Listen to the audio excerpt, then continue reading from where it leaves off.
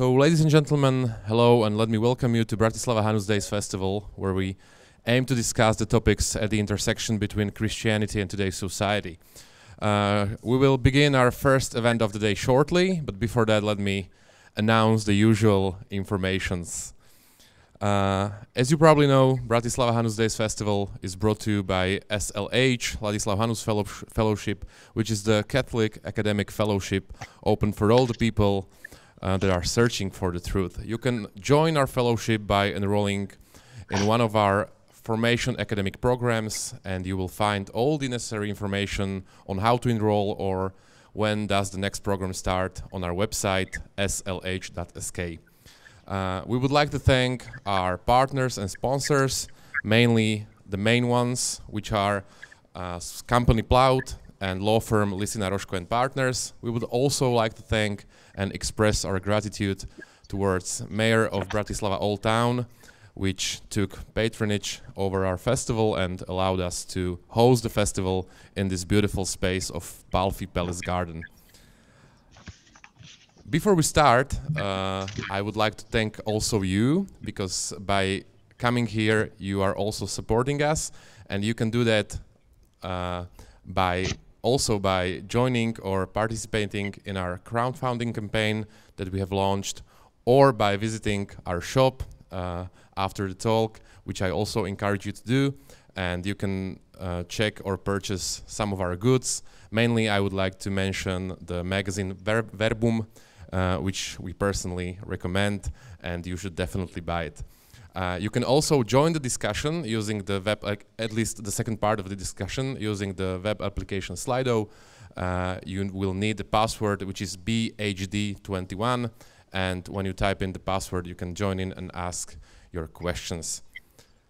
I'm thinking, yes, also we need to keep valid pandemic measures, so I would like to ask you to wear your face masks, to wash your hands, and also to watch your distance.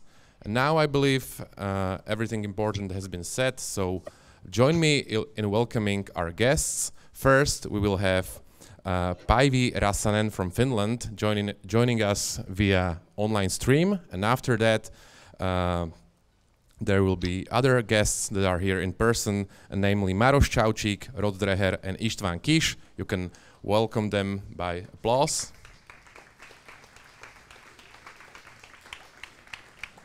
And you can also welcome the host of today's discussion, Jan Tomáštík, which will later introduce the guests and explain the topic more deeply. This has been all from my side. Thank you and welcome again.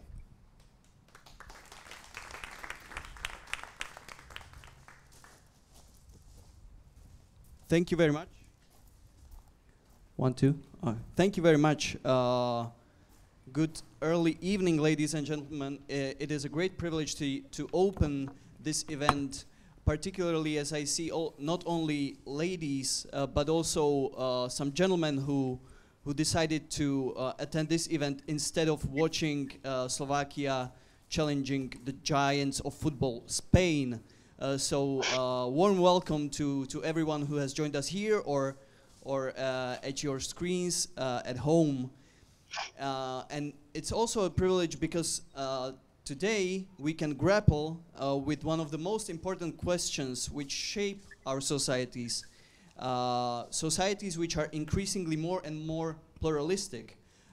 Michael Novak, a famous American Catholic thinker of Slovak heritage, wrote in his book, The Spirit of Democratic Capitalism, "There is no sacred canopy under which we can all gather and share the deepest meaning of our lives and our communities."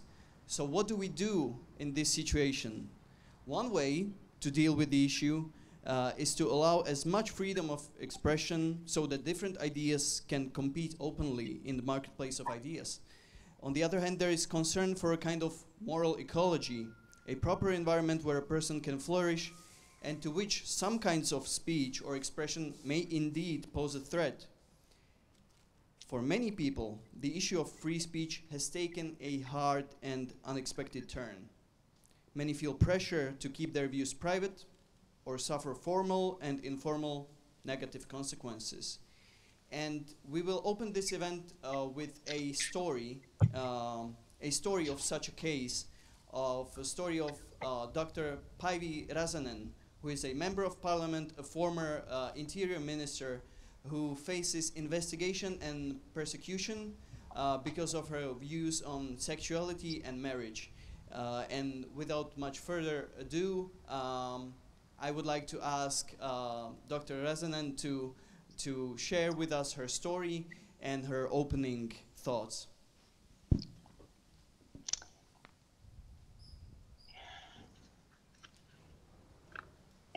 I hope that you hear me now. Ladies and gentlemen, dear friends, hello from Finland. It would have been lovely to be physically present there at the beautiful country of Slovakia, but I was honored to receive an invitation to this marvelous event, and I'm happy that I'm anyhow able to participate this way. I have been a member of the Finnish Parliament over 26 years, and currently I am the chairperson of the Christian Democratic Parliamentary Group. I also have been 11 years as the party leader of the Finnish Christian Democrats and 4 years as the Minister of the Interior of Finland. I am married to a pastor, and we have 5 grown-up children and 7 lovely grandchildren, the youngest born just a week ago. During the past couple of years, the Finnish police force has conducted 4 criminal investigations against me, and in all of these cases I have been accused of criminal agitation against a minority group. According to the criminal code of our country, this crime carries the sentence of a fine or imprisonment for a maximum of 2 years. 3 of these police investigations have now led to criminal charges against me, and I'm now facing a court trial in the end of this year. Being criminally charged for voicing my deeply held beliefs in a country that has such deep roots in freedom of speech and religion feels unreal and absurd. The decision of the Prosecutor General to file 3 charges against me is surprising. It was even shocking. And I absolutely deny to have committed threatening, defaming, or insulting a minority group. In all these 3 charges, the question is about the Bible's teaching about marriage and sexuality. Back in 1990s, when I was working as a medical doctor, the ethical questions came across aroused my interest in politics. And important issues for me are defending human value, protection of life from conception to natural death, and well-being of families. The value of life and the right to life is usually questioned when a human being is at the most vulnerable state, that is, in the beginning of the life or at its end. And I have also written books about abortion, euthanasia, and marriage, and I'm glad to tell that my most recent books have been translated into Slovak, and you are able to purchase my books at this event, I heard. And if I show these books, 3 books that are dealing about marriage, abortion, and euthanasia. But the 3 charges filed against me are about the following cases. Firstly, a pamphlet I wrote in 2004, Male and Female, He Created Them, Homosexual Relationships Challenge the Christian Concept of Humanity. The second chart is about a tweet I published in June 2019 in my social media accounts. In the tweet, I questioned the Evangelical Lutheran Church's official affiliation with Helsinki LGBT Pride and accompanied my publication with a photo of Bible from the letter of the Romans, first chapter and verses 24 to 27. And the third chart is about my views presented in radio program when I visited a talk show series and discussed the topic, what would Jesus think about homosexuals? This Bible verse I shared in Twitter and my other social media accounts created a huge uproar in Finnish society. The purpose for my tweet was in no way to insult sexual minorities. My criticism was aimed to the leadership of my church and their decision regarding Helsinki Pride. A citizen made a criminal complaint against me and the police started a criminal investigation about the tweet. And in November 2019, I spent nearly 5 hours in a police interrogation which concentrated on the main concepts of the Christian faith.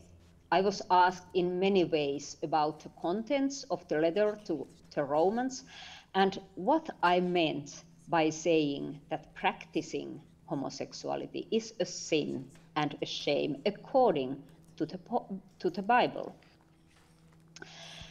For all of my long political career, I have been very open about my faith and my trust in the Bible's teaching, for example, on marriage. But now, suddenly, I was suspected for crime because of my thinking. The pamphlet I wrote in 2004 takes a stand on sexuality and marriage from a Christian perspective.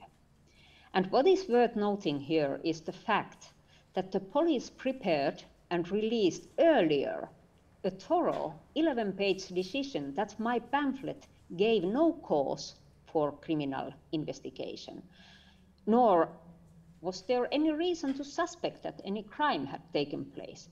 And in the decision, the police also noted if, for example, any of the viewpoints contained in the Bible would be considered sufficient to fulfill the criteria for the crime, then the distribution of the Bible or rendering it available would, in principle, be considered a crime and thus punishable. The filing of the charges was preceded by 1.5 years of police investigation and several long police interrogations. Already, the police investigations have had such an impact that Christians in Finland have been more afraid to express their conviction and opinions based on the Bible, for example, on marriage or sexual ethics. In practice, the investigation and even the consideration of charges have created self-censorship and undermined the freedom of expression of Christians. But on the other hand, many Christians in Finland have wakened up to defend faith and religious freedom.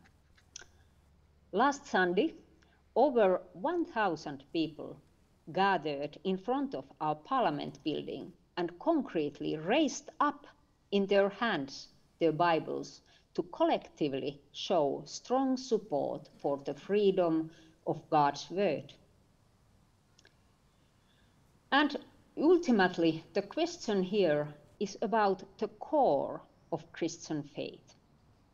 how a person gets saved into unity with God and into everlasting life through the redemptive sacrifice of Jesus.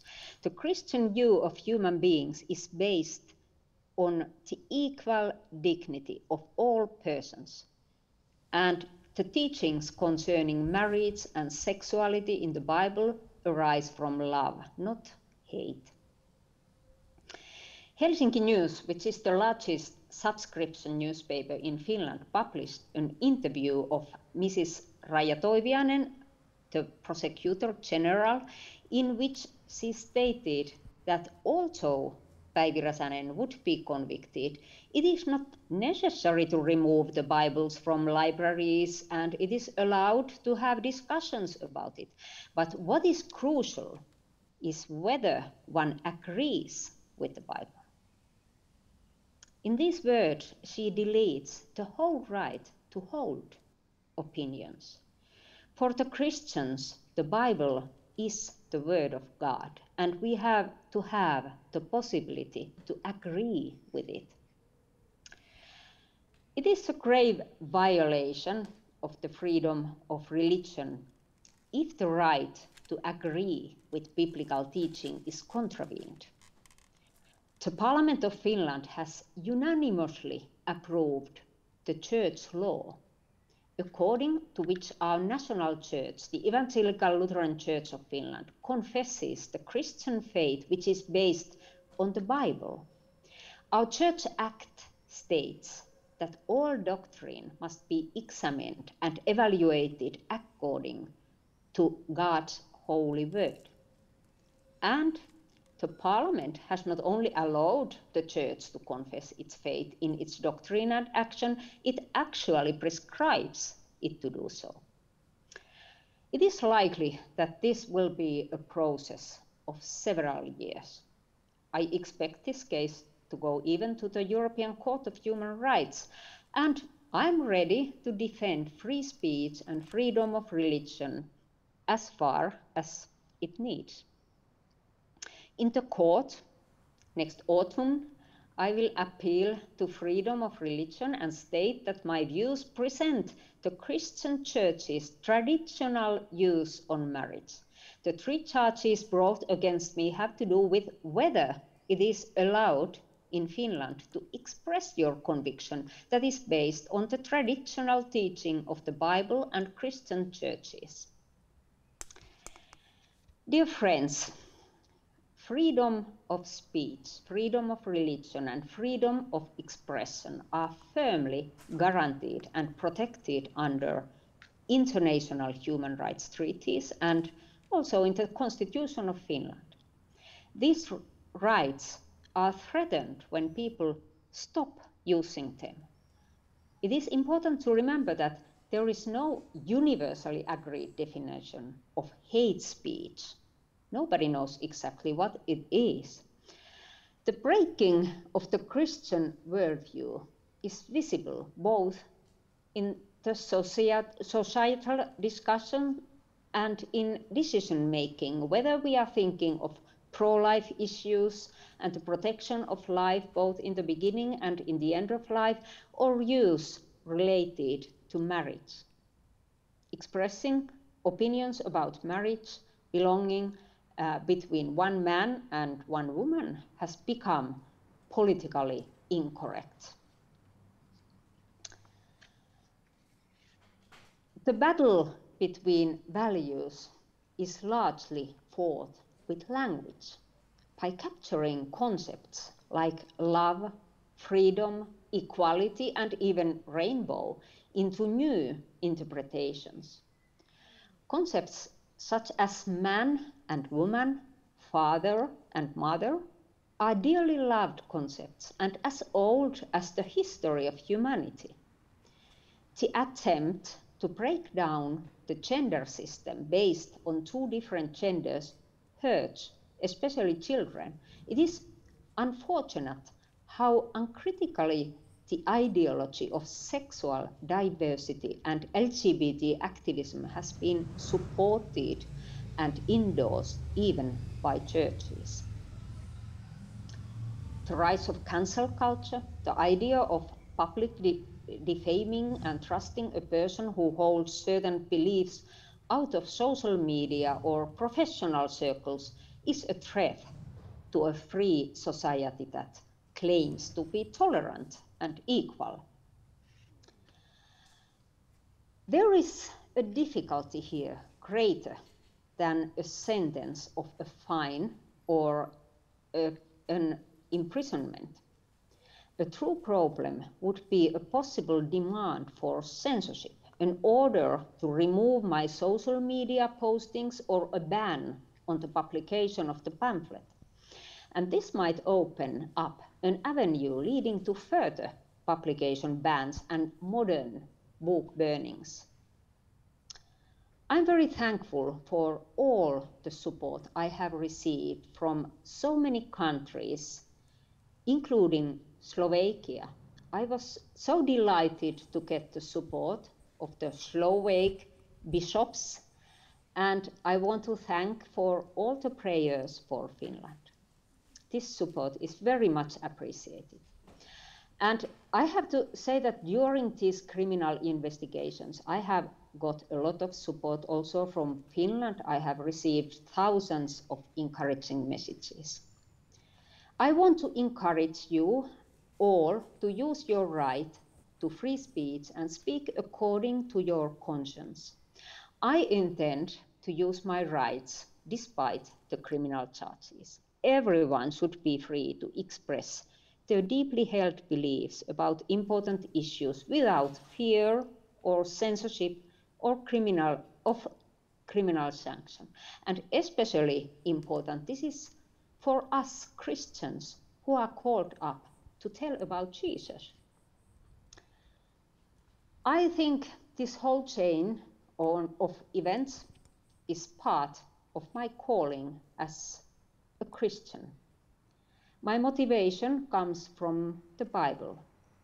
A conviction based on the Christian faith is more than only an opinion. The early Christians didn't renounce their faith in lions' caves. Why should I then renounce my faith in a courtroom? If the teaching of God's word about sin I rejected, the whole core of Christian faith is made empty. The sacrifice of Jesus on the cross for the sake of everyone's sins and the way into eternity.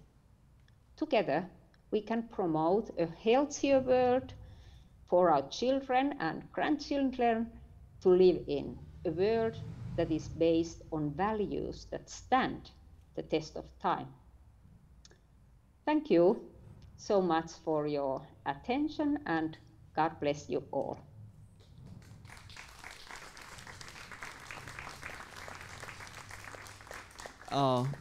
Thank you very much, Dr. Räsänen, for your words, for sharing your story, which is on one hand quite sad and shocking, and on the other hand, your personal testimony is tremendously encouraging.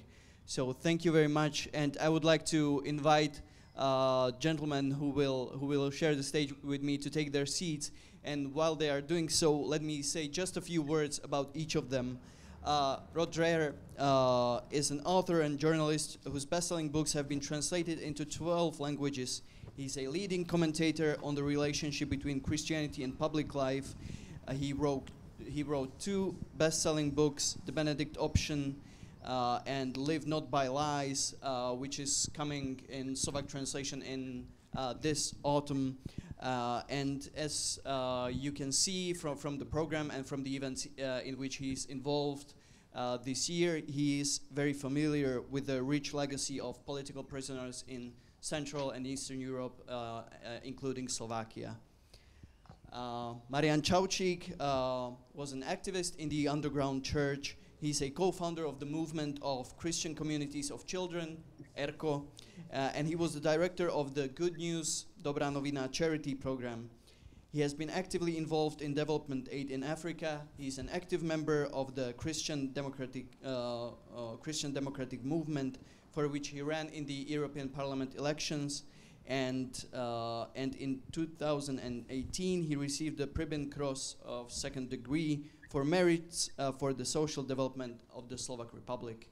And last but not least, our guest from Hungary, István Kis, is a political scientist and an international relations expert and the director of the Danube Institute.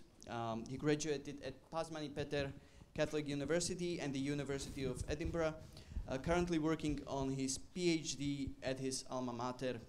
He previously worked as a research fellow and then a senior research fellow responsible for foreign policy research at the Századvég Foundation. Later he joined the Prime Minister's office of Hungary as a political advisor.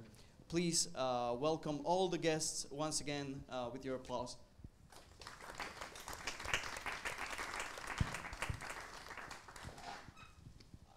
Now I'm sure the gentlemen have some comments or questions to ask Dr. Räsänen, but I will take the privilege of asking the first question because one thing that intrigues me about your case is that the tweet case is essentially a criticism of the State Church of Finland, which started its cooperation with LGBT movement by supporting gay pride. So my question would be, did you receive enough support from your own church, or did you feel like the church was put into a very uncomfortable position by supporting pride and receiving your criticism for it? Yes, thank you. This is a very good question because the Evangelical Lutheran Church is the main church in Finland, and 70% of our population belong to that church. But I have to say that the Lutheran Church is spiritually very divided. A liberal theology, which is very critical towards the Bible, has infiltrated to the church, and the majority of our bishops represent liberal thinking, unfortunately. But there are, inside the church, there are several conservative associations that are born as revival movements in Finland, and they are working inside our church. And they have shown strong support for my case and for questions such as marriage, belonging between man and wife, and so on. And in fact, we have also started a new association that is defending the freedom of speech and religion, especially for Christians, just yesterday, and there are in that association there are also many well-known and prominent members of Lutheran Church, also many pastors. So the majority church status is quite difficult in Finland, and what I was worried and why I wrote that tweet was that's why that the leadership of my church, the Archbishop, gave so strong support to the LGBT event, Pride event 2 years ago.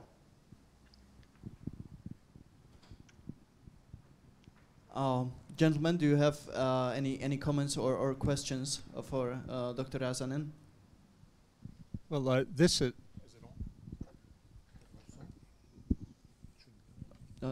Yeah, hi. This is Pavi. This is Rod Dreher speaking to you. Pavi and I have spoken by email, and I can say without fear of contradiction that she really is a hero. And what's happening to her is going to happen to all of us at some point. So watch how she reacts, watch what happens, so we will know what to do when our time comes. In the United States, we have the First Amendment to our Constitution, which would protect someone like Pavi from from prosecution by the state. But that doesn't mean that you won't be persecuted in society. It is becoming ever more difficult to stand for traditional Christian teaching on sexuality. You are hated for doing so. So many pastors and lay Christians refuse to take a stand. They feel that if they keep their mouths shut, keep their heads down, that the danger will pass them.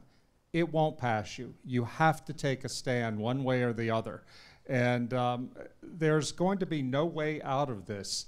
Suffering is coming for us. No one wants to hear it, but like I said, what's happening to Päivi is going to happen in one way or the other to all of us. I've written this book called Live Not by Lies, which will be out, as you heard, in Slovak. And I took from the history of the underground church in this country, in particular from Dr. Sylvester Krčméry, like Päivi, a physician who was a leader in the underground church and who went to prison for his beliefs. He gave a fantastic speech in his trial, defending the gospel and defending the right to live by the gospel without fear or shame. And there's so much history and so much courage right here in this country that is part of your heritage and the heritage of the entire church. I think that now is the time to dig deeply into that history, reacquaint yourself with it, and ask yourself, what will you do when they come for you? I would like to send my greetings to Finland, to you, Päivi, and thank you very much for your courage, for your example you are giving to us with this, what you are doing. And God has chosen you to be somebody on whose example everybody can see something what is going on. And this is not easy. We are happy that we can support you from Slovakia, but we see, even we are in another setup here in the country now, where the Catholic, the Lutheran bishops and the Christian Democrats are united to support you, but it is not easy. We have seen it also when our chairman, Milan Majerski, chairman of Christian Democratic Movement, sent a letter of support to you when he published it in the social media. So much hate was on the Facebook, which I could consider this is really kind of hate speech. But on the contrary, the hate goes, and you are charged with hate speech in Finland. So this is something really ridiculous for religious freedom and for freedom of speech also. So we are thankful for your example and for your courage. And yes, I was also reflecting what Rod mentioned now.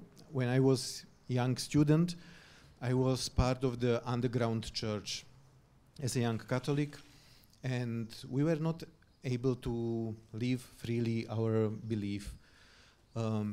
I felt a strong vocation to help children, that they have some space where they can profess their faith and they can have a community together, because in the school they were laughed at. The official ideology was communist and atheistic. It was not easy. And at that time, what helped really was community of people who stick together, who think together, who live the same belief and help each other. And at that time, also Western countries were of support to us. We were listening in the evening Radio Vaticana, The Voice of America, or Radio Free Europe. At that time, it was really something strong for freedom in our country when we could not live as free citizens. Now it seems it is changing.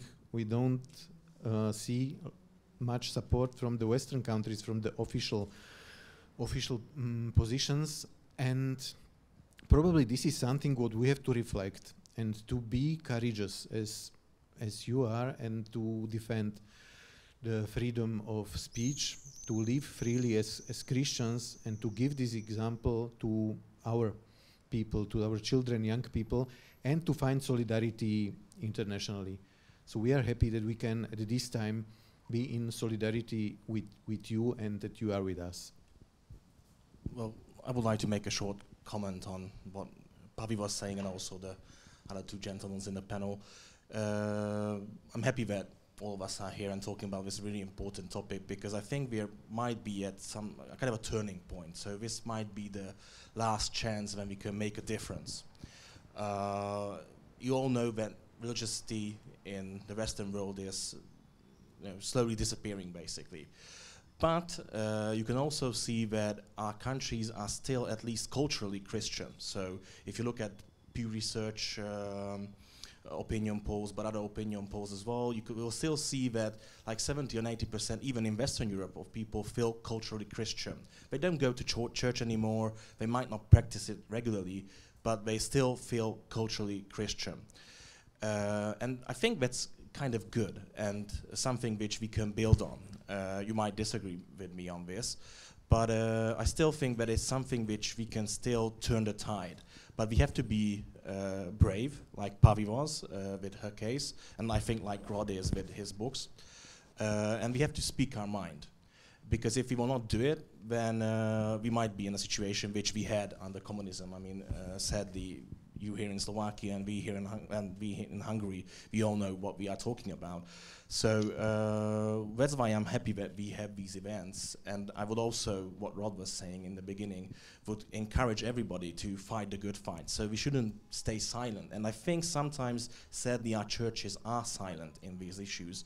And if they are, we should remind them that we are members of that church because of our values, and at least we should voice these values more frequently in our everyday lives.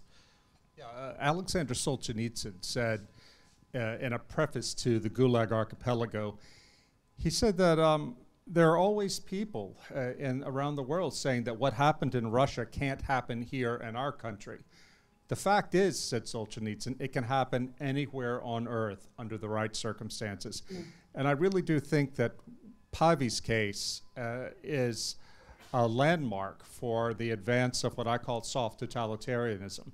The idea that a Christian can be put on criminal trial for having tweeted out something from the Bible, a quote from the Bible, is absolutely outrageous. And the fact that it's not getting a lot of coverage in the United States outside of the Christian media is also outrageous, but also typical of the times we're in. I have found with my new book, Live Not by Lies, it has had zero coverage in the American media, but it's sold over 120,000 copies by word of mouth. Why has it sold so many copies? Because people, Christians, want to know that they are not crazy and that they're not alone. You know, this is something that's so powerful. I hear this from my readers all the time. When I was in Romania recently to promote the Romanian version of the book, I was told by my publisher, we expect 100 people, maybe we'll sell 50 books. We got 500 people who came from all over Romania. Some of them got on a train, these Christians, came 12 hours, and we sold 400 books. I'm not saying this to praise myself, but I'm saying that the thing I heard from these people over and over and over was that, thank you for saying this. We're not crazy and we're not alone. And we need to stand up, know each other, learn each other's names, and stand with each other. When I was here in Slovakia doing research for the book, you talk about in the underground church the solidarity of the small groups. I learned about what an incredible strength this was, these small groups of Christians who were devoted to Christ and to each other. They had an unbreakable bond, and this gave them so much courage facing down hard totalitarianism. We need to start building those groups right now while we have the freedom to do so. And that's actually an interesting point you raised, that there's a kind of silence around these cases. And I would like to know your opinion on why that is. Why, let's say, liberal or progressive-leaning media don't report about this. And I don't know, Dr. Räsänen, about the coverage of your case in the Finnish media. But I actually once engaged in a Facebook discussion on why your case isn't reported in The Guardian or in the BBC. and there was a heated discussion about the fact that it wasn't, and so for some people it meant that your case is not real or is kind of bent for conservative purposes. So I would also like our guests to share their views on why some medias don't report on this, because it doesn't happen every day that a member of a parliament of a European country is investigated and prosecuted for hate speech. So what are your thoughts on that? Well, Päivi is an enemy of the people. It's as simple as that. As far as the left is concerned, she doesn't deserve fairness because she's a hater. We've seen over the course of my lifetime a big change in the media in my country. I've been a professional journalist for over 30 years. Journalism has always been liberal, but in my generation and before, there was a strong sense among journalists that we have to be fair. Do your very best to be fair. That has disappeared with the younger journalists now. They believe that to be fair to somebody who is evil is to cooperate with evil. We see this happening at the New York Times, the Washington Post, all the leading newspapers. My friend Barry Weiss is a secular, Jewish, center-left lesbian, but she quit the New York Times because she was disgusted by the way the newsroom allowed these radicals, these younger radicals, to set the agenda of the newspaper. And that's the problem right there. The media do not want to report fairly and certainly not sympathetically on someone like Päivi that they've decided is on the side of quote-unquote hate. I'm going to be nasty here, but I think it's unpleasant for them. So in my thinking, progressives only like a lot of these rights which they are defending if it suits their purposes. So they will defend human rights, free speech, or equality when it's something which they like. But if it's something which they don't like, they will no longer defend it. I mean, you have the case with persecuted Christians. I mean, Christians are today the most prosecuted religious group in the whole wide world. And you hardly hear about that. And of course you have some programs in America. We in Hungary have the program for persecuted Christians, but most countries, especially here in Europe, don't really care about persecuted Christians in the Middle East, in Africa, because it's something which is not fitting into their narrative, because only, Muslims or other religious groups can be prosecuted, because Christianity is the religion of the colonizers, of white people, which is of course no longer the case, but it's still kind of an unpleasant truth for them that Christians can be prosecuted. And I think it's the same with Päivi's case, that as long as somebody is religious and has their own views, they don't care if it's a Christian.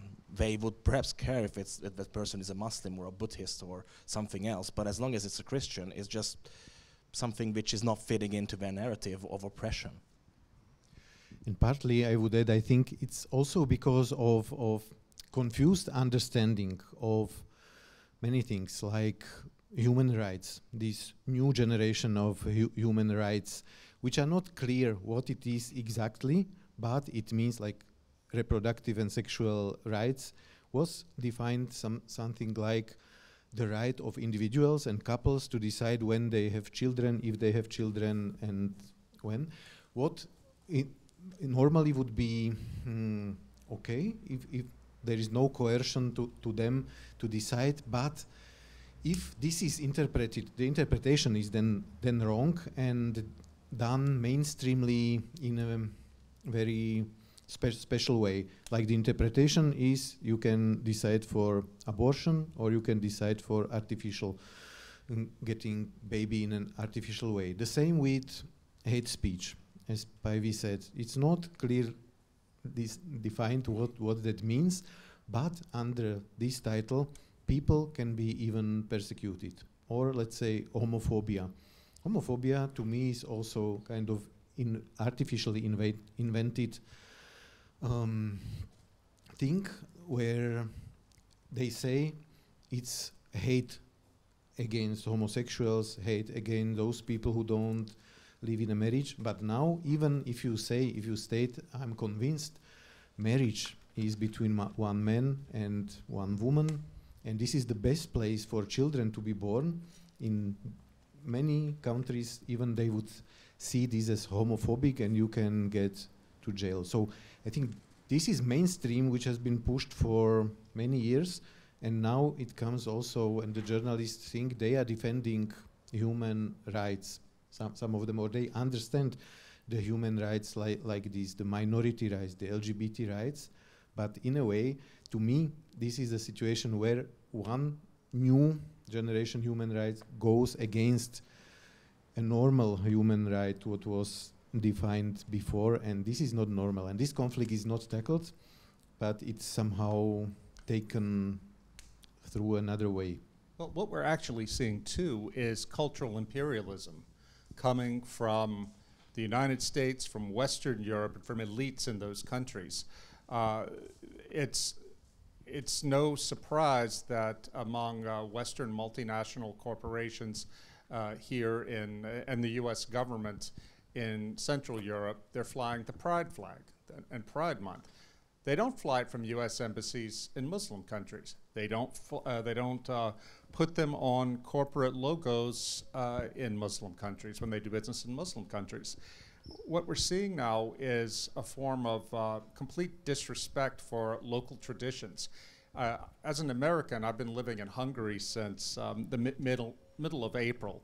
It took me about 1 week to realize that 90% of what we read in the American media about Hungary is a lie. I mean, it really is a lie. And Hungary is right now being slandered by the Western media, and by today Ursula von der Leyen, the European Commissioner, about the new law that they've passed restricting LGBT advocacy for children and minors. If you read the Western media, if you listen to Ursula von der Leyen, you would think the Hungarians are sending all LGBTs back to the closet. That's simply not true. You can object to the Hungarian law, that's fine, you have the right to object to it, but object to what's actually been passed, not this caricature that is being invented by elites in the West, and especially in the media, to bash Hungary. Von der Leyen talked today about that this is a matter of fundamental rights and we won't stand for this law. Well, what about the right of parents in Hungary and in any country to set the standards by which their children will be educated? Nobody ever talks about that. This is something that a proper liberal society would negotiate. There is a tension between religious liberty and LGBT rights. It has to be negotiated in a pluralistic liberal society. But that's not what the left wants. That's not what the LGBT advocates and their allies in corporations and in government want.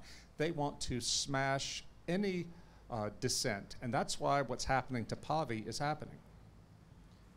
But do you feel like this pressure on free speech is here because the left is in power, or because it is a kind of natural tendency of human nature? Because apparently we can translate the liberal or progressive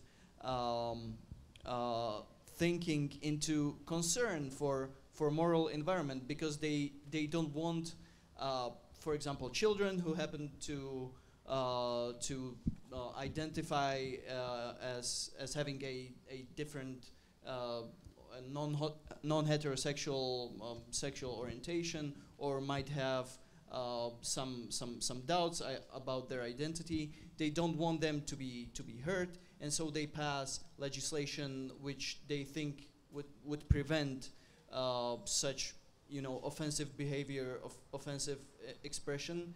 And so this also comes from the standpoint of concern for moral ecology, we could say, and we could say the same, but on a different side about the Hungarian law.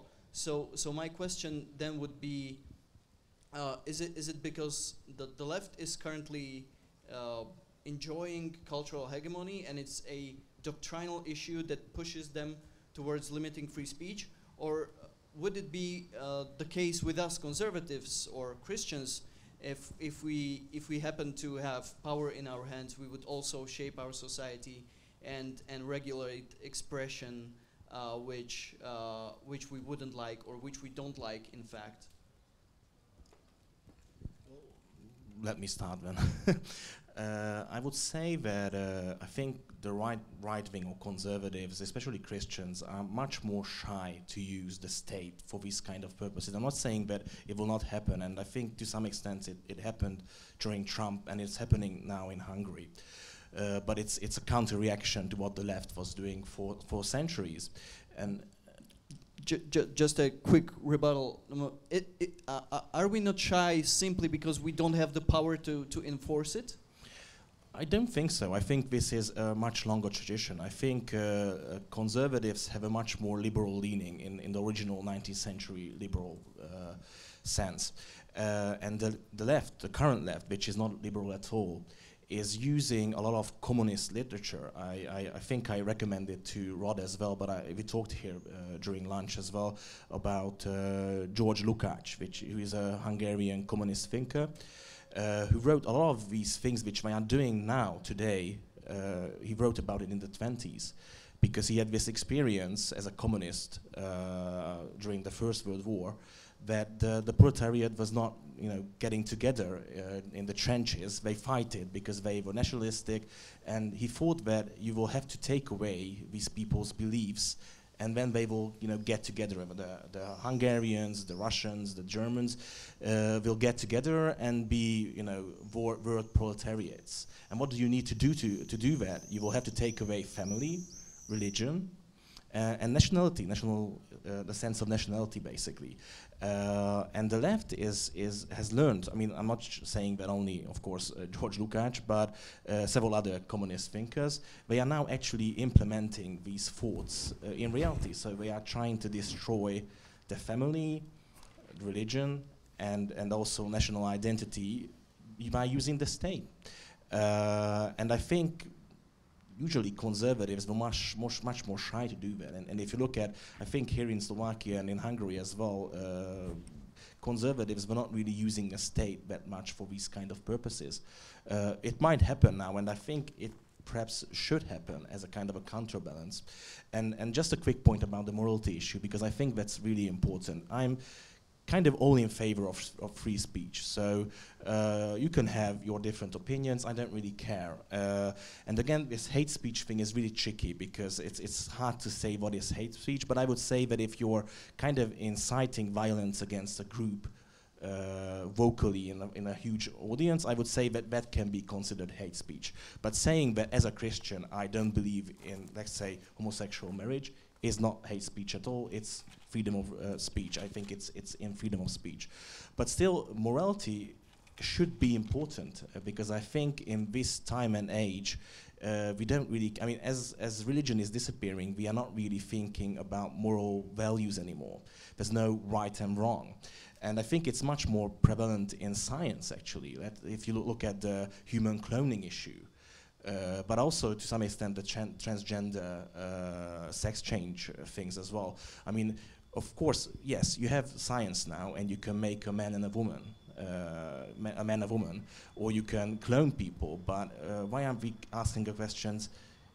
Should we really do that? I mean, it might be possible, but is it something which we really should do? And you don't ask those questions anymore, because there's no morality behind our societies. Well, to me, it is fine and it is normal that the conservatives stand for their values, the liberals or progressives stand for their values, but there must be some common base. And to me, what is happening now and what is coming is disturbing the common values, the common sense, like marriage has been here recognized as a union of one man and one woman for centuries, for 1,000 years.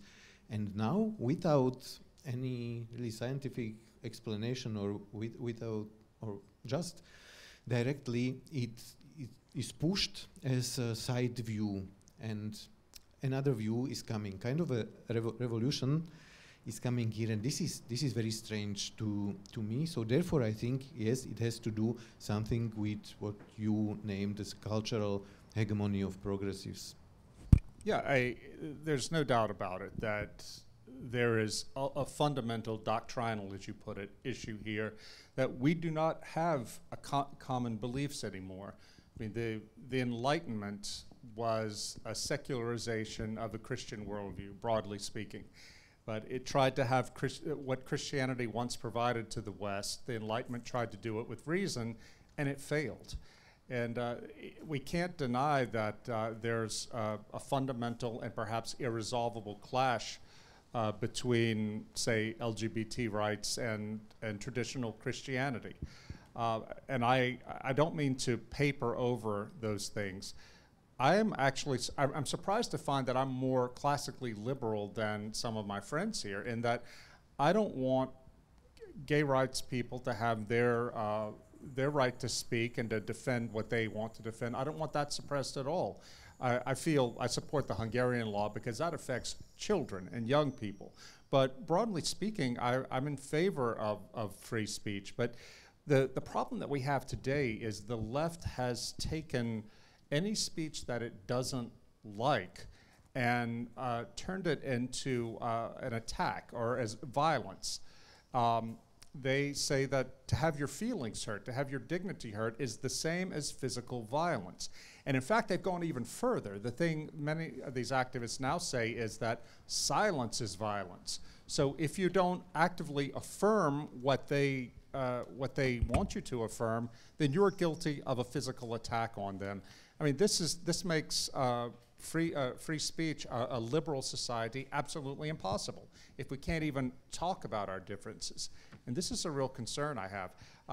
I'm frankly quite pessimistic about our ability as Christians to prevail here, because we do, alas, live in a post-Christian civilization.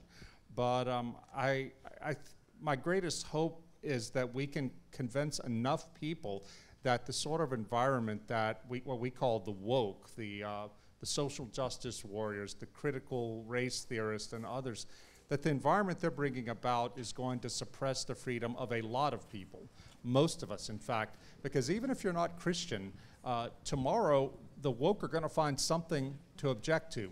You don't know what thing you say today you'll be punished for tomorrow.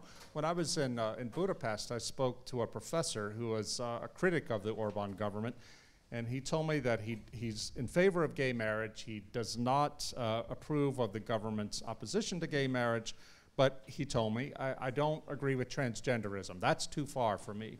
Well, later in our conversation, he said, but you know, despite my complaints about the government, nobody will come into my classroom and punish me. I can say whatever I want. I'm free to do that. I said, Professor, in the United States, if you said what you said at the beginning of our conversation, that you're in favor of gay marriage but against transgenderism, the state wouldn't bother you at all. But your students would rise up against you. They would demand that you be fired. The cowardly administration of your university would fire you, and you would likely never work in academia again because you would be tarred as a hater. So who, Professor, is more free? You here in Orban's Hungary, or your liberal counterpart in America, in Biden's America? It's a really, really strange situation that we're in. Let me give one example, very fresh example from yesterday. There was a press release that the Vatican has protested to Italy over draft law to combat homophobia, because there is fear that the religious freedom of Catholic Church in Italy can be endangered. Vatican thinks that this could lead to criminalization of the church in Italy for refusing to conduct gay marriages, for opposing adoption to homosexual couples through Catholic institutions, or for refusing to teach gender theory on Catholic schools, according to the Vatican source. And also, Vatican was objecting that the Catholic schools should be then organizing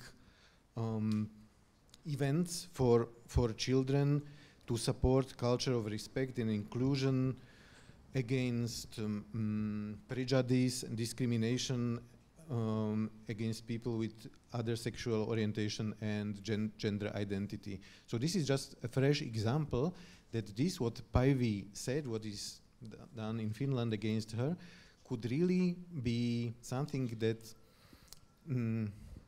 goes against 10,000s of people in Slovakia, religious people, priests, but hundreds of thousands religious people who believe here, only in this country, and many millions in the whole world, if we go this way further. Yeah, people have to wake up. They just have to, because there's no hiding from this. If they can come after Päivi, who is a member of parliament, for simply tweeting out a Bible verse, then nobody is safe. I was just in Spain and was talking with some politicians, conservative politicians, and they said that when the government, the left-wing government, passed a law mandating that Catholic schools have to teach gender theory, that the Catholic bishops kept their mouths shut. They said nothing. And I was talking to Catholic politicians who said, we couldn't believe it. The bishops won't even defend their own schools. Well, if the bishops won't do it, then by God, we have to do it. Dr. Räsänen, if you are still there with us, I would like to bring you back into the conversation. Can you hear me? Yes, I can hear you. Yes. Oh, wonderful. I think I heard you right that you said you were actually shocked when the investigations came, and I wanted to ask if you ever saw any warning signs that that such things might come, because as we see, pressure against free speech is present, particularly in the West, even though it might seem a bit exotic for us here in Central Europe. But did you ever see any warning signs in hindsight that perhaps could have given you the warning? Yes, this is a very good question. I have been a member of parliament for 26 years, and I have to say that my conviction has been all the time the same, and my speeches, what I think about marriage and human life, they have been the same. But of course there has happened a lot. For example, in the beginning of this century, we had changes in our law about marriage. So now we have the marriage also for same-sex couples. And when we were in Parliament discussing about the change, there were many of us conservative parliamentarians who warned about this development, and but I have to say that I would not have believed that this happens so soon in Finland and in Finnish society. 2 years ago, when police started the investigation, it felt very, very absurd. And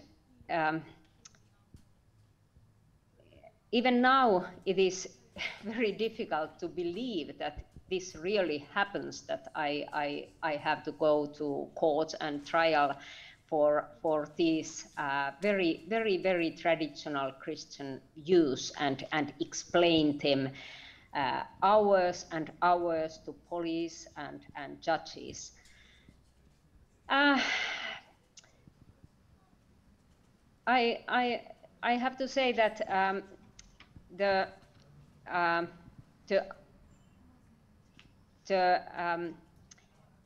liberal LGBT ideology has taken so big space in Finnish society nowadays, and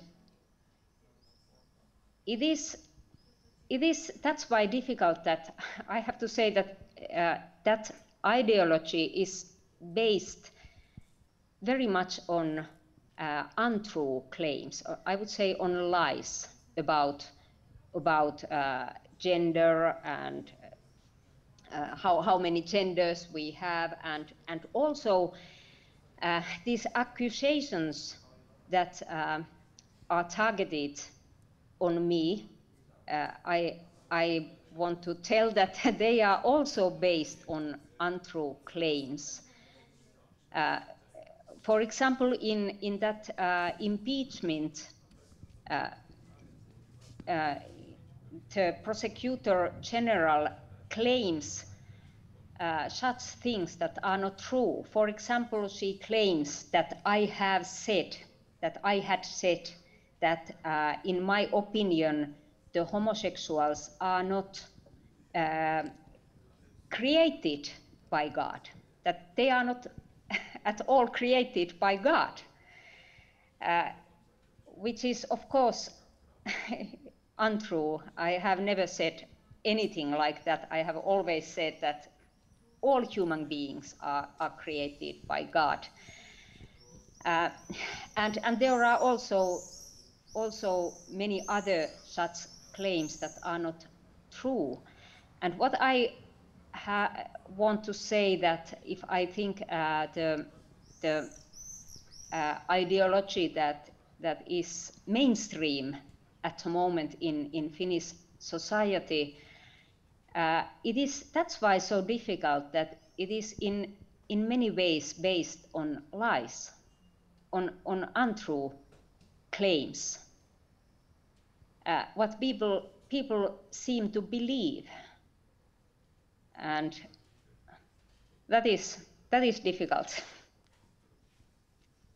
So are there signs that kind of predate or show that we are on the way to the situation that Dr. Räsänen find herself in, or you, Mr. Dreher, find in the United States? Because I think that in Central Europe we are still kind of observing from the outside and looking for the signs to be wary of. But perhaps you gentlemen could say if you already see the signs, and then we can talk about what those signs might be. Are you asking me first? You can respond first. Okay. Well, I remember 3 years ago I went to the Czech Republic to give a book tour for my last book, and at every stop when we went to Q&A, people would raise their hands and ask about, what's this transgenderism that we keep hearing about? And I said, you better start paying attention to it, because 10 years ago in the United States, transgender was on the fringe. It was maybe only heard of or really talked about in faculties of certain universities and in the more or less the underground. And now it is ruling. It is thoroughly in the mainstream.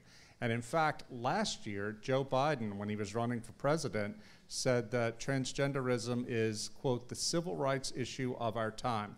My point is simply this: these things are coming so fast, and there's no resistance to it. Resistance is very difficult because they make a point of punishing people who do resist, who do object to it. Corporations, the fact that big business embraced it was massive.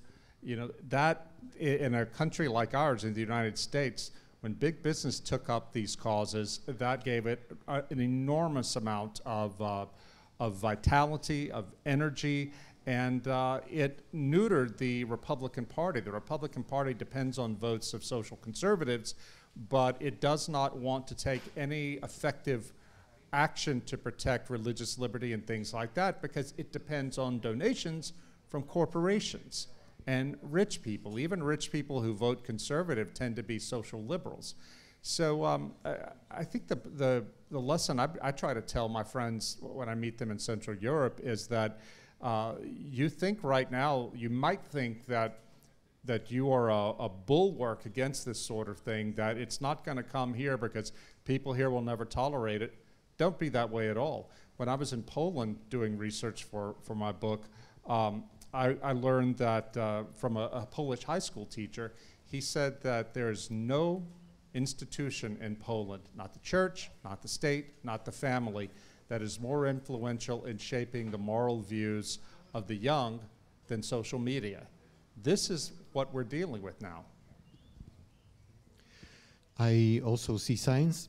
It's coming. There are signs, like maybe for youth. There is a European Union youth strategy which was adopted for the years 2019 until 2027. One of 10 goals is also inclusion of LGBTI young people to everything, to every policies, to the youth work and so on. It was decided on European level, and our minister signed to that. It's somewhere there. Maybe it's not so strong, but I think it will come. Then there is a pressure to recognize marriage for LGBT homosexual couples. Let's take the example of Czech Republic.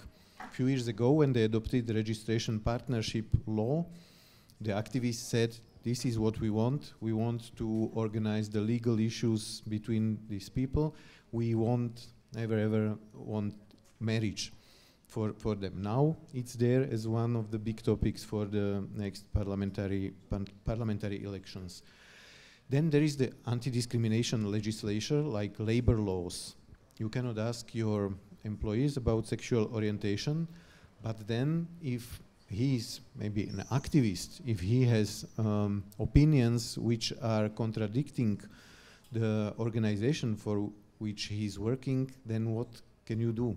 This can be a problem also for church organizations, for churches, and I know Catholic organizations around Europe are dealing with that already. It can come. And what you mentioned, yes, the big corporations, they have their offices here, and I think the people already face this. If they have a different opinion from the mainstream, which is LGBTI inclusive, then he said it's better if you quit, if you go, if you don't stay. So the marginalization of people with conservative values and opinions is already felt. For me, what's really frightening is not really what's coming from the inside, from our societies. It's what you were touching upon, what is coming from the outside. And one question is the European Union, which is kind of, as you said as well, putting into its documents, its directives, a lot of LGBTQ topics, but also sometimes anti-Christian topics, even on issues like abortion or other topics. And so what is much more frightening for me is this kind of outside pressure on countries of our region to accept this. And this is the European Union, this is governments, outside governments. For example, I think you, Rod, mentioned the US Embassy, which has, of course, now we have the Pride Month, so even in Hungary they are kind of proclaiming it. We had a huge campaign, I think 2 years ago, with this big corporation, which you also mentioned. Coca-Cola was doing a huge campaign about love is love.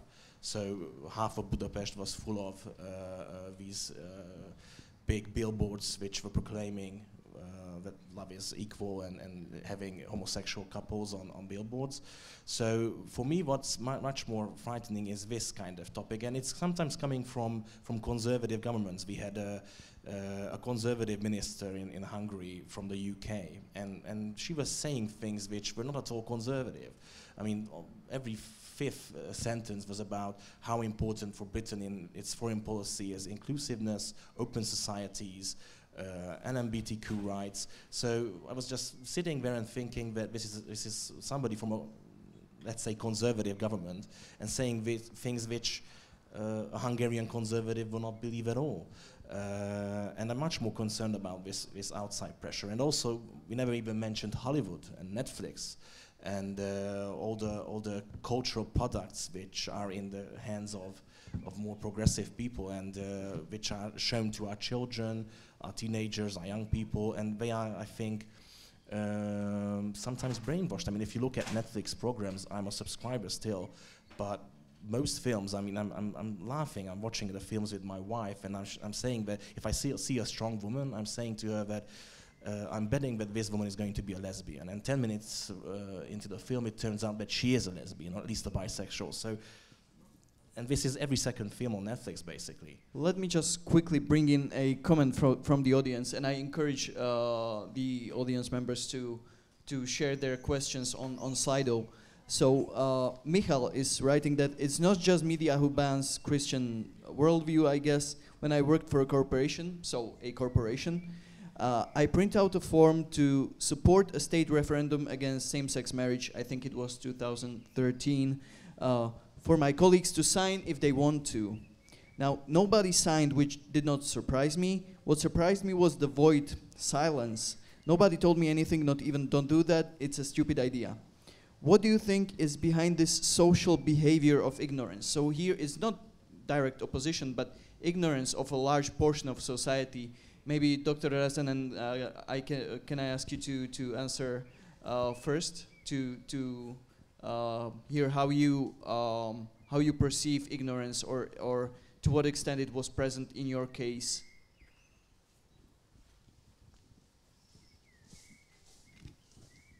I'm sorry. Could you please repeat the question? I didn't get it. Sure.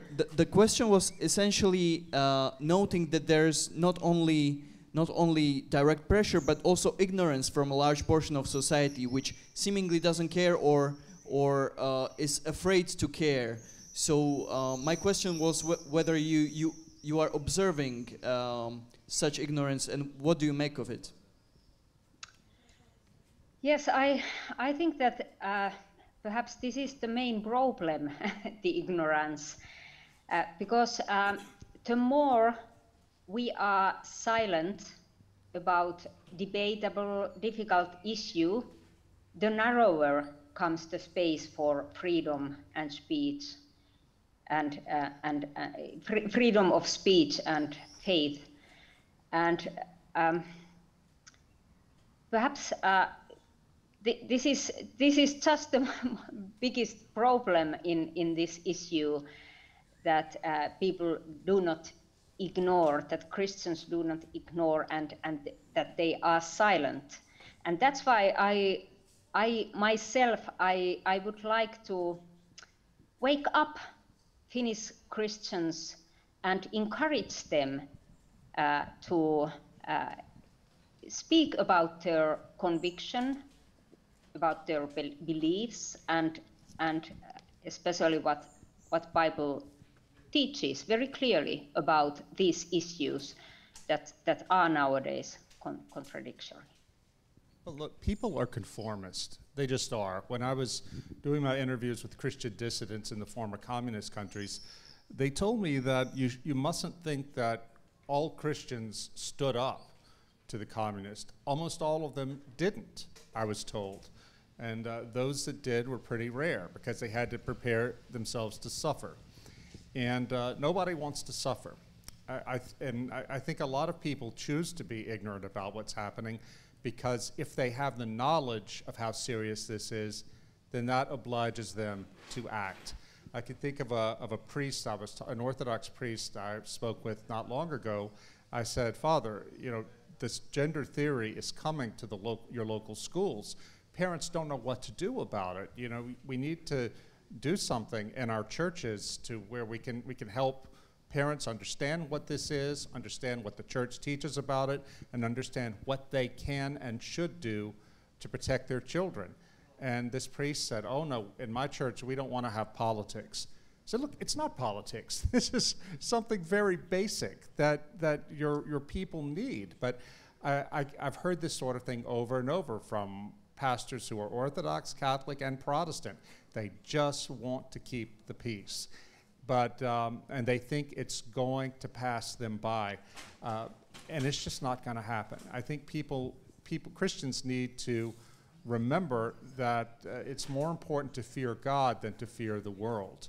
That sort of thing is completely missing from so much contemporary Christianity. They tend to see it as something therapeutic. They tend to see it as the middle class at prayer. And that's why there has been such little pushback to these sort of attacks from secular people and liberal people, even within our own churches. I also think people don't want to be in a kind of negative, seen as in a negative position. When I recall about our referendum, the referendum was an attempt to safeguard natural family as it is, in a way to start the, should I say, cultural war? Maybe not. To defend the values what was there before. And all this was very negatively portrayed by the mainstream media. And therefore, I think also many Christians and many people who would share the values, the conservative values, would not come to referendum, would not engage by themselves, because it was just portrayed, you are very negative to these minorities, and people felt bad in a way. So it took courage to go there, and the referendum was not successful, although hundreds of thousands people came. So I think it has to do something with these attitudes. There was another upvoted question which essentially asked about a way out, and the precise formulation is that whether you think that these situations and examples of persecution should result in civil war, whether we should take up arms in the case that injustices such as these will become more plentiful. So, but we can also rephrase the question in a way that what is the way out once such culture of stifling free speech, of prohibiting expressing fundamental views about important issues? What is the way out? And I think, Mr. Dreher, a lot of your writing is precisely about that. Well, I don't think there's a way out. There's a way through, but no way out. The fact is, we and the church are going to have to suffer for our faith, in the short term at least. I'm so inspired by the example of the underground church in the various communist countries. These people, in the people I interviewed, not one of them expected communism to end in their lifetime. They chose to suffer, first of all, because they loved Christ more than their own lives, and because it was the right thing to do. And their suffering had a redemptive value. I remember when I was in Moscow interviewing people, I spoke to this man, Viktor Popkov. Popkov told me that he was, as a young man in the late 60s, early 70s, he had lost his faith in communism. He didn't know what to believe. He was looking for a reason to live. He found a group of Christian believers, all young people in their 20s, Orthodox Christians, who met for prayer meetings in Moscow, in central Moscow. He went to check it out for himself, and he said, those people, those young people, they knew that the KGB was watching them, and that ultimately they were all going to end up in prison. But they had found Christ. They had found a reason to live.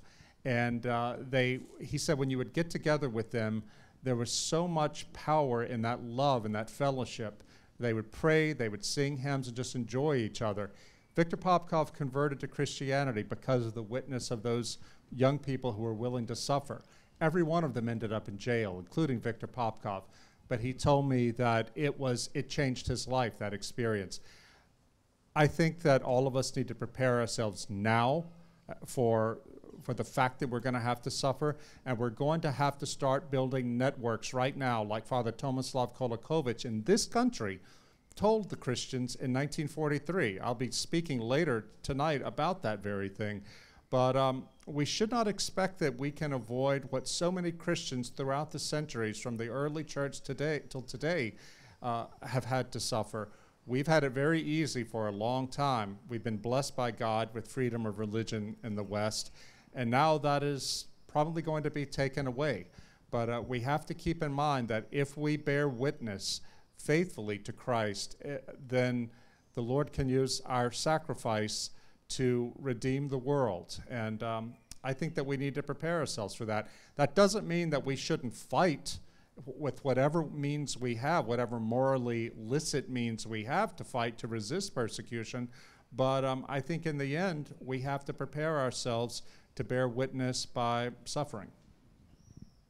I think I just want to make a comment on what Rod was saying, because I think he touched on a really important thing, which can be a kind of a tool for us conservatives or Christians in the West, which is building networks. And that's why I'm happy and I'm here, and that Rod is here from America, and we're getting together and talking about these issues, because I think the left was using networks for centuries, decades more like than centuries, but for decades and using it really well. So they have their connections across the transatlantic, across Europe, and we don't really have that.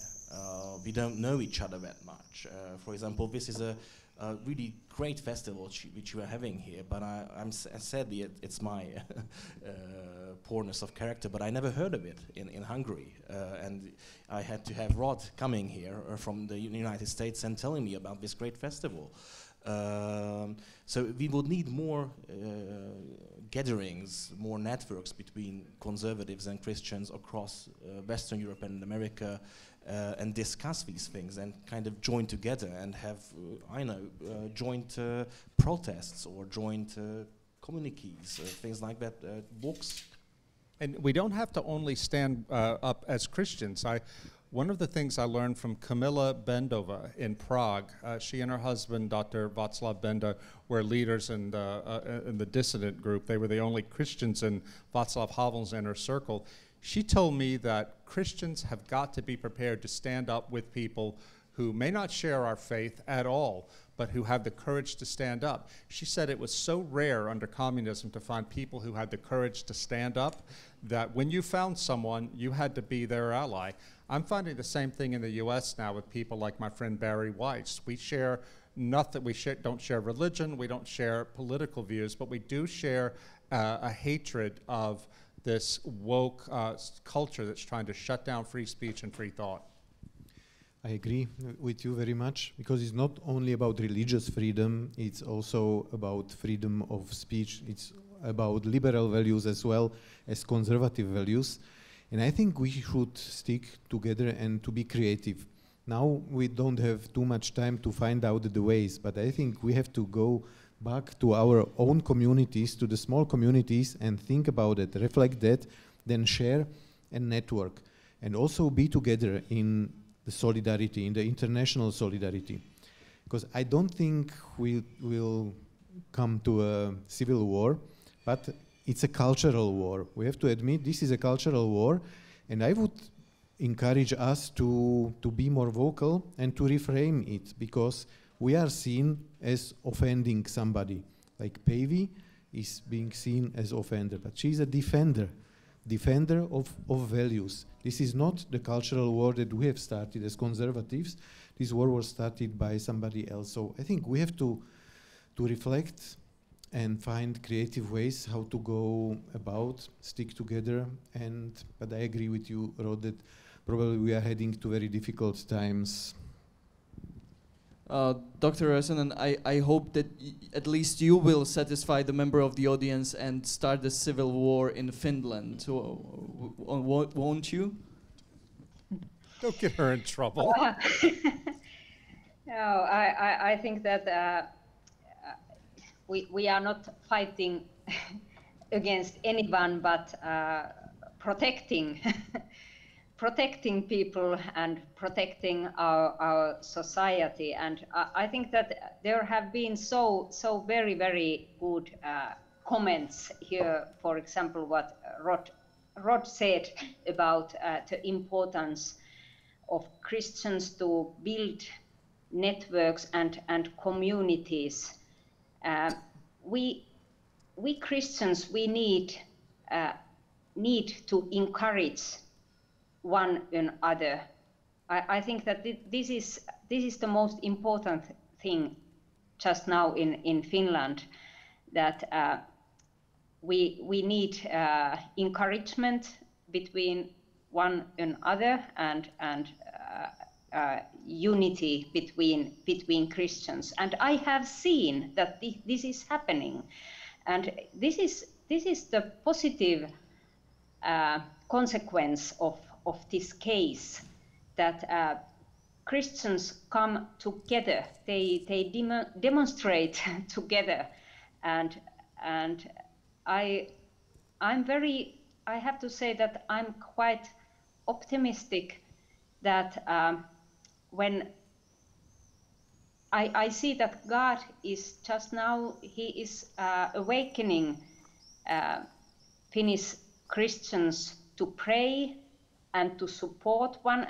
another, and also to support free speech and free freedom of religion. As I told just yesterday, there was a start for an association for freedom of speech and religion, and there is a lot of interest in that now. So I believe that through these difficulties and sufferings, God is doing something good in Finnish society, and I pray that it happens also in Slovakia and in other European countries. It's But not a yes, right. yeah, it's not a coincidence that the United States Civil Rights Movement was led by black pastors. And as Dr. Martin Luther King taught, if you are prepared to suffer for what you believe in, you can move mountains. It took a long time. It took a lot of blood. It took a lot of pain and beatings, but they won. They prevailed. I have never seen once in my country Christians come together to suffer anything to defend basic rights, our basic rights and our values. And I think that long before we get to civil war, I do not want to endorse any kind of civil war talk. It frightens me. Long before it gets to that, let's at least see the willingness to come out into the streets to stand for persecuted Christians, whether it's Päivi Räsänen in Finland or people in our own country. Where's the church on this? In my country, it's nowhere to be found. We have so much that we can do before anybody even thinks about taking up arms, which I do not recommend, but there's so much we can do. But if we just sit back, as so many fellow conservative Christians in America do, and think, oh, I'll just vote Republican, or I'll just vote for Trump, and that'll fix everything. No, it won't. It won't fix anything. Politics are important, but you've got a culture to win back. That's the important thing. No, unfortunately, with these words, our discussion has come to a close, and I hope, on behalf of the organizers, that that our guests have provided you with plenty of inspiration, encouragement, also with some challenges to think about. Because let's not pretend that this issue is a simple one to figure out, and it will continue to provide enough challenges. But let me once again thank the guests. Thank you, Dr. Räsänen, for staying with us, even though we know you have a busy schedule. Thank you very much. Thank you for our friends from the United States and Hungary to make the journey to join us here. Thank you, Mr. Chaucik. And thank you all for coming here. I will ask you for a big round of applause for our guests.